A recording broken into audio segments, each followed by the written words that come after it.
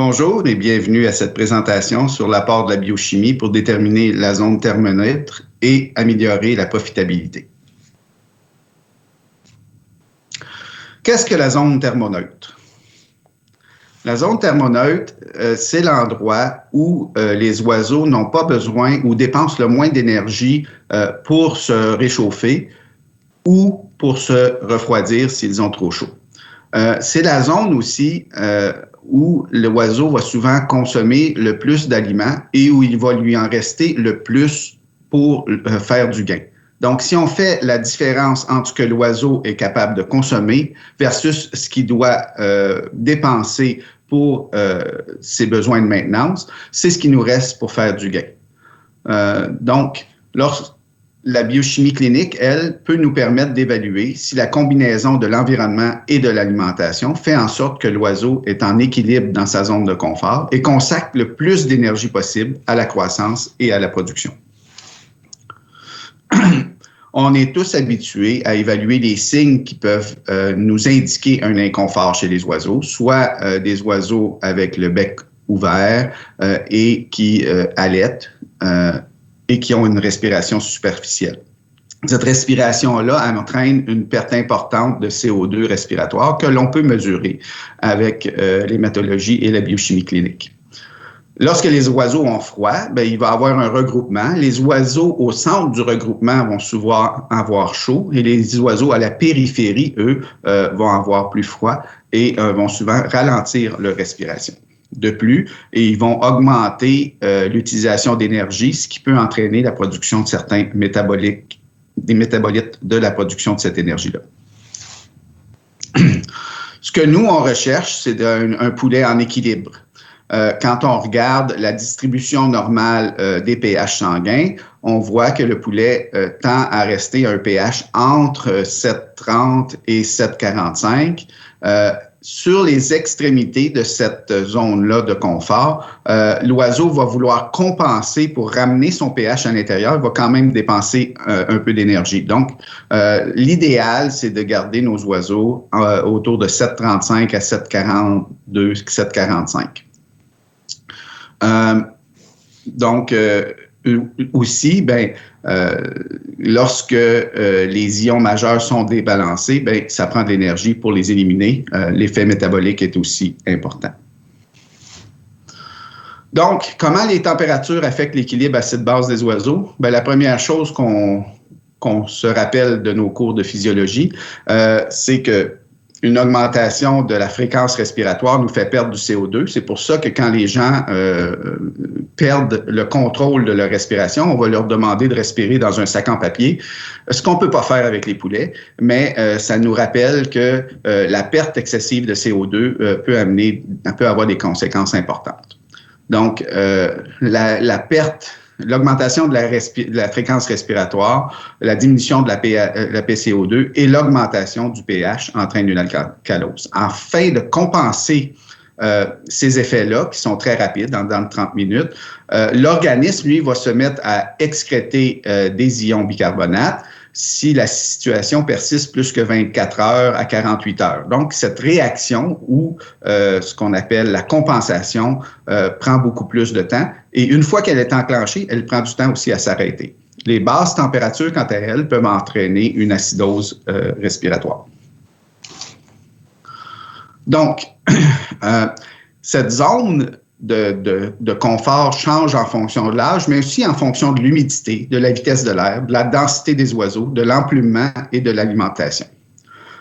En général, comme on peut voir sur le graphique un peu plus bas, où on a un graphique en boîte et en moustache, par groupe d'âge en semaine d'âge. Donc, le 0 est avant le premier repas, le 1 est pour la première semaine de vie, le 2 pour la deuxième semaine de vie, et ainsi de suite. On voit que dans nos élevages, la base de données indique que les oiseaux ont tendance à être en alcalose avant l'arrivée en élevage, ont tendance à être un peu en alcalose aussi pour la première semaine de vie et ont tendance à aller vers l'acidose au fur et à mesure qu'ils vieillissent. Donc, les jeunes oiseaux ont tendance à être plus sensibles aux excès de chaleur, en particulier si les rations sont très riches en tourteau de soya et en potassium. Puis les oiseaux plus vieux sont plus sensibles aux acidoses. Lorsqu'on regarde la PCO2, on remarque que dans les 3 premiers jours, elle est beaucoup plus basse. Les très basses PCO2 peuvent être contrôlées en général en diminuant la température. Un autre effet qu'on va voir, c'est la nicarbazine, un anticoxydien qui peut être utilisé dans les rations de départ des oiseaux, peut augmenter le risque d'alcalose respiratoire. En ce qui concerne les bicarbonates, il y a plus de variations car les oiseaux ont peu de temps pour compenser l'alcalose ou une alcalose métabolique concomitante. Les alcaloses métaboliques en bas âge peuvent être contrôlées en évitant les niveaux trop bas de chlorure ou une balance électrolytique trop élevée. La plus grande variation est pour les chlorures dans les 3 premiers jours, donc le plus grand potentiel d'amélioration à ce niveau. Une condition se nommant alcalose métabolique répondant aux chlorures existe à cet âge. Une formulation alimentaire permettant d'éviter une restriction de chlorure ou un excès de cation peut réduire la mortalité des poussins en bas âge. Lorsqu'on regarde la balance électrolytique des aliments de notre base de données, on peut voir, lorsqu'on sait qu'on veut un équilibre à 220-250 milléquivalents, on voit que les rations en très bas âge ont tendance à être élevées, 274 milléquivalents. Ça, c'est quand il y a beaucoup de soya et c'est souvent associé à des potassiums très élevés. Ou maintenant qu'on a des substituts pour les sources de chlorure telles que la lysine ou la choline, bien, on peut avoir des rations qui sont trop faibles en chlorure. On voit cependant qu'après 3 semaines d'âge, les balances électrolytiques, quand la protéine des rations baisse, le potassium et le soya baissent en même temps, bien, on voit qu'on a plus tendance à amener les oiseaux en acidose.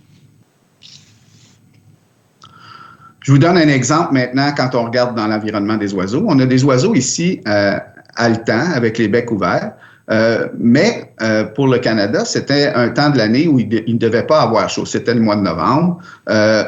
Lorsqu'on regarde le contrôle, la normale pour l'âge devait être une température environnementale de 21,1 degrés Celsius, mais il y avait une humidité plus élevée que la normale, à 72 mais qui ne change pas la température ressentie. Donc, on se demande pourquoi ces oiseaux-là allaitent-ils, même si le panneau de contrôle nous indique que la température devrait être adéquate.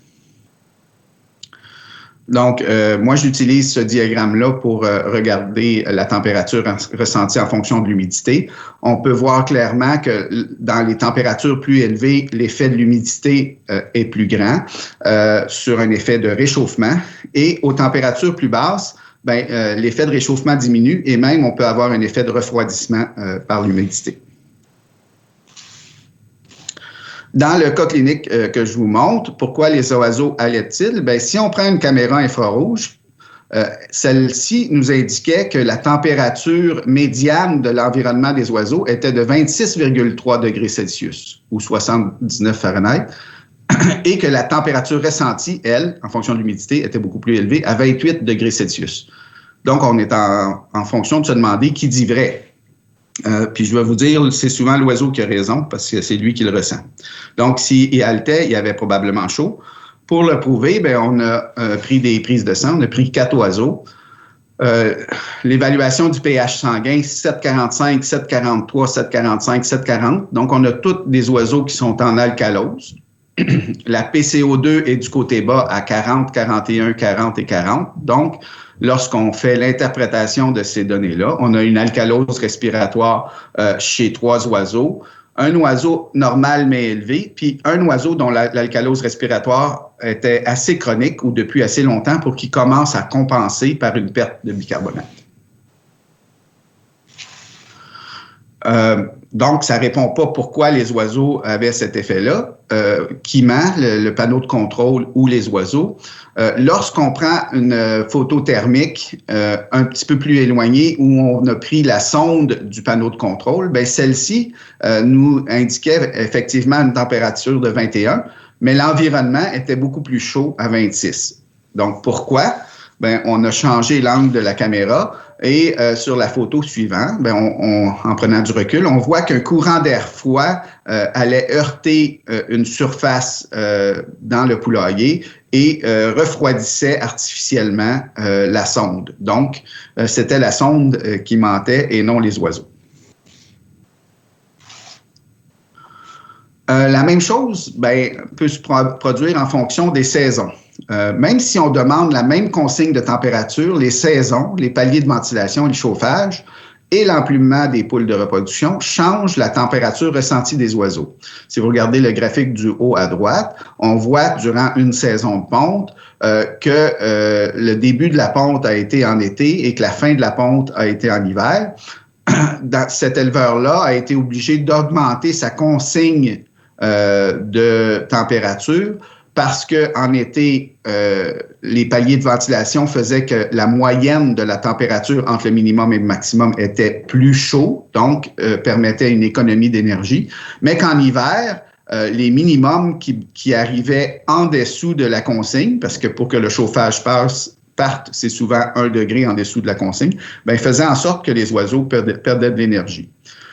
Les deux photos suivantes sont des photos thermiques prises la même journée de pondeuses de reproduction en début de ponte et en fin de ponte. Et celles du haut sont de jeunes pondeuses où le plein emplumement fait qu'il y a peu de perte de chaleur. La photo du bas, c'est des vieilles reproductrices qui ont une plus grande perte de plumes et par le fait même perte de la chaleur. On a fait une petite expérience, encore une fois avec des stagiaires qui sont venus nous aider. On a mis des poules de reproduction de chair lourde, emplumées et désemplumées dans un même environnement et dans un des environnements, on a rajouté du chauffage. Puis, on a mesuré les paramètres sanguins. Si on regarde l'image suivante, on voit notre poule désemplumée à droite et la poule emplumée à gauche. Celles qui ont été mises dans un environnement où on a rajouté de la chaleur avec une lampe infrarouge ont eu une température environnementale de 23,3 degrés Celsius. La surface de la poule comme telle est montée à 34 degrés Celsius, ce qui indique qu'elle perd de la chaleur dans l'environnement. La poule emplumée, quant à elle, sa surface était à 25,5 degrés Celsius, ce qui indique qu'elle conserve plus d'énergie. Donc, si on regarde les histogrammes de température des deux environnements, le parquet avec ajout de chauffage était à 23,9 degrés Celsius et le parquet sans ajout de chauffage, représentant l'environnement général des oiseaux, était à 21,1 degrés Celsius. Qu'est-ce qui a été l'effet de ces différences de température sur la physiologie des oiseaux? Donc, si on prend à gauche, avant le début de l'ajout de chauffage, les deux poules emplumées avaient une légère acidose, mais étaient plutôt normales, donc avec un pH de 7,30 et 7,39 et une PCO2 de 57 et 42. Donc, une des deux poules était normale et l'autre poule avait une acidose respiratoire, mais compensée. Donc, elle était capable, grâce à son emplumement, de compenser le froid qu'elle subissait. Les deux poules de droite qui étaient désemplumées avaient une acidose beaucoup plus sévère avec des pH sanguins de 7,20 et 7,15 et des PCO2 beaucoup plus élevés à 74 et 70. Donc, ces deux oiseaux-là étaient en acidose respiratoire aiguë, plus ou moins compensée. Si on prend un oiseau emplumé et un oiseau désemplumé et on les met dans l'environnement plus chaud pour 24 heures, on voit pour le premier oiseau du tableau à droite et le troisième oiseau du tableau à droite, ça c'est des oiseaux qui ont eu de la chaleur supplémentaire, on voit le pH sanguin redevenir beaucoup plus normal, donc avec un pH de 7,35 et 7,40, une PCO2 beaucoup plus normale, même un petit peu chaude à 35 et 39. Donc, on voit beaucoup plus de normalité et que les oiseaux qui n'ont pas eu un chauffage supplémentaire, eux restent en acidose respiratoire. Celle qui est emplumée reste en acidose respiratoire compensée, mais celle qui est désemplumée reste en acidose respiratoire et acidose métabolique, donc incapable de compenser. Donc, en 24 heures, le test sanguin nous a permis de voir l'effet de la chaleur. Donc, une fois qu'on applique cette augmentation de température-là sur un poulailler versus un autre, parce qu'il y a des coûts de chauffage impliqués là-dedans, sur des reproducteurs de 33 semaines d'âge, on avait un poulailler dans lequel on a augmenté la température au mois d'octobre et l'autre poulailler au même moment où on n'a pas augmenté la température. Un des poulaillers avait un mauvais pic de ponte et l'autre un bon pic de ponte. Donc, dans celui qui avait un mauvais pic de ponte, on voit que les oiseaux étaient en acidose respiratoire, plus ou moins compensée. On avait 4 oiseaux sur 4 en acidose respiratoire. Donc, ce qu'on a fait, au début de la ponte, les oiseaux étaient à la fin de l'été. Et puis, dès que l'automne est arrivé, bien là, on voit qu'on reste tout le temps à la température de consigne. Donc, on a augmenté la température de consigne de 2 degrés. Et puis, ce qu'on voit suite à l'augmentation de la température de consigne de 2 degrés,